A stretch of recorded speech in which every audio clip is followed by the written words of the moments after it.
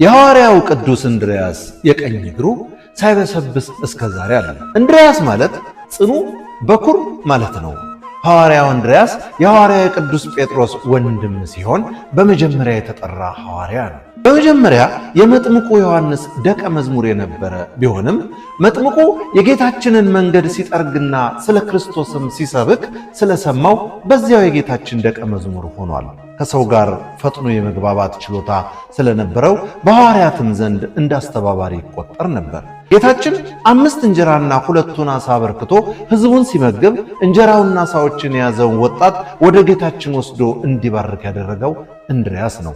በዚህም የወጣቶች ሐዋርያ እየተባለ ይጠራል። ሐዋርያው በሩሲያ፣ በቢታንያ፣ በገላታንያ፣ በሮማንያ ወንጌል ሰብኮ ብዙ ክርስቲያኖችን አፍርቷል። የቁስጥንጥንያ የመጀመሪያ ሊቀ ጳጳስ ነው። በግሪክ ሲያስተምር ከሃዲያን ይዘው በ60 ዓመተ ምህረት ታኅሳስ 4 ቀን ሰቅለው ገድለውታል።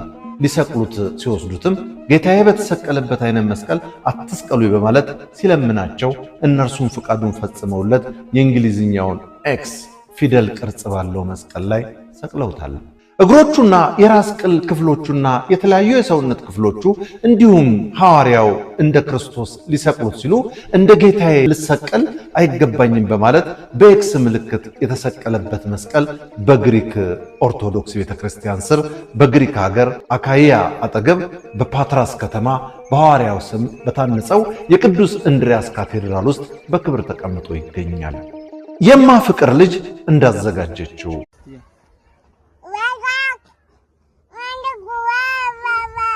يا بابي وقف على اجر وحده انت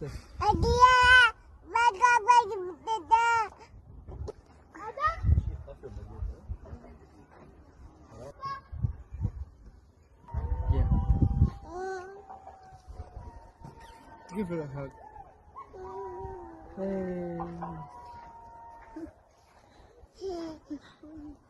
يا يلا تعال لا لا ما يا عطرة give her a kiss قاعد give her a kiss